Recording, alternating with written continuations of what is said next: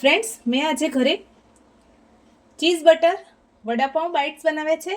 ચાલો એ રેસીપી હું તમારી સાથે શેર કરું. જોતાં જ મોઢામાં પાણી આવી જાય એવી આ રેસીપી ચાલો તમારી સાથે પણ શેર કરું. એક બાઉલમાં આપણે બેસન લઈશું. સ્વાદ પ્રમાણે મીઠું એડ કરીશું.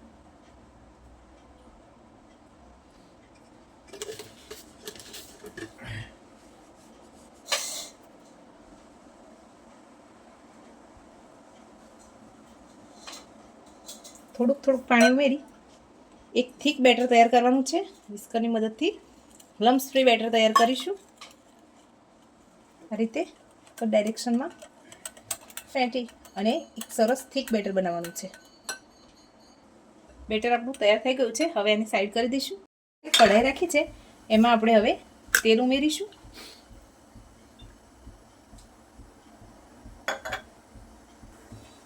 તેલ ગરમ થાય એટલે એમાં રાઈ ઉમેરીશું. તેલ ગરમ થઈ જાય એટલે હિંગ ઉમેરીશું. મીઠા લીમડાના પાન ઉમેરીશું. આદુ મરચાંની પેસ્ટ ઉમેરી દઈએ અને સરસ સાંતળી લઈશું. ગેસની ફ્લેમને એકદમ લો રાખીશું.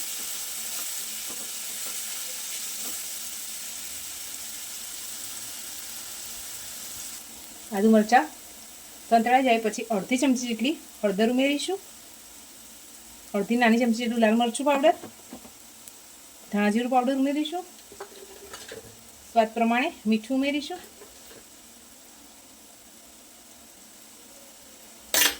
હવે બધું સરસ મિક્સ કરી લઈએ.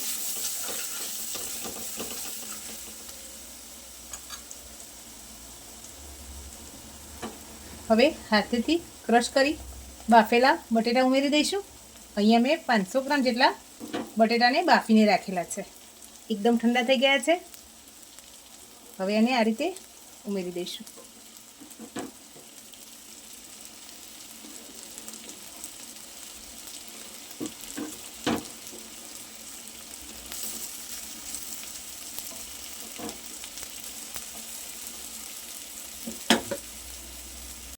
ચાલો સરસ મિક્સ કરી લઈએ.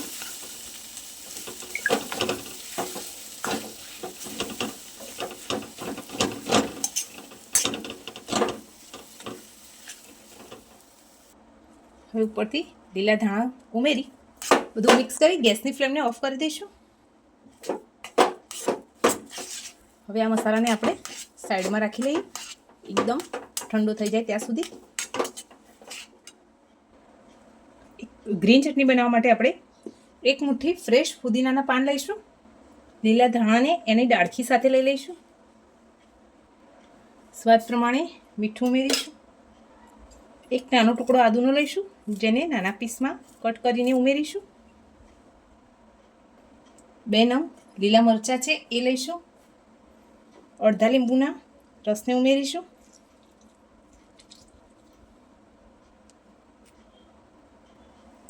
થોડું પાણી ઉમેરી અને ચટણી તૈયાર કરી લઈએ.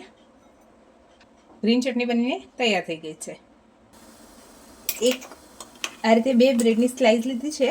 એમાં એક બ્રેડ ઉપર આપણે ગ્રીન ચટણી સ્પ્રેડ કરી દઈશું. આ રીતે સરસ આખી બ્રેડમાં ફેલાવી લેવાની છે.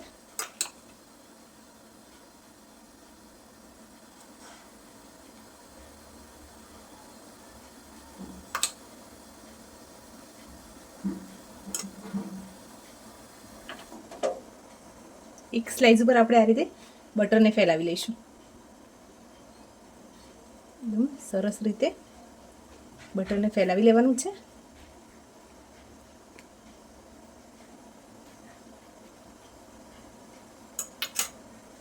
હવે આપણે આ રીતે બટેટાનો જે મસાલો બનાવીને રાખેલો છે એ સરસ રીતે ફેલાવી લઈશું બ્રેડ ઉપર.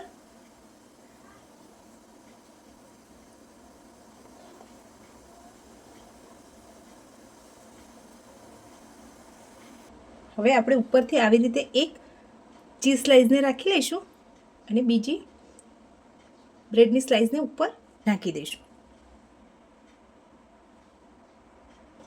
હવે આપણે છરીની મદદથી અને નાના નાના પીસમાં કટ કરીશું આ રીતે 3 ભાગમાં કટ કરી લઈશું.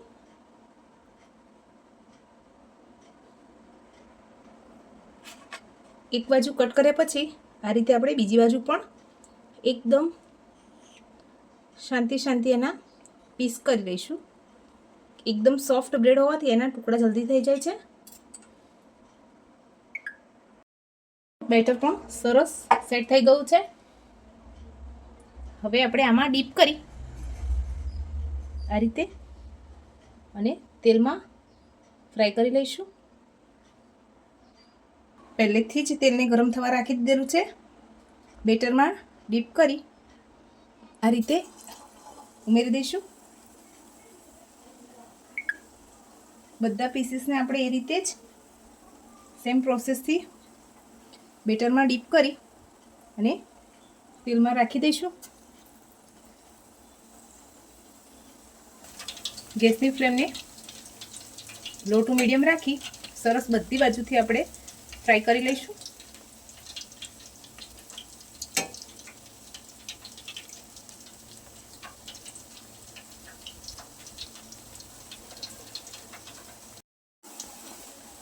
આપણા ચીઝ બટર વડાપાઉં બાઇટ્સ બનીને તૈયાર થઈ ગયા છે.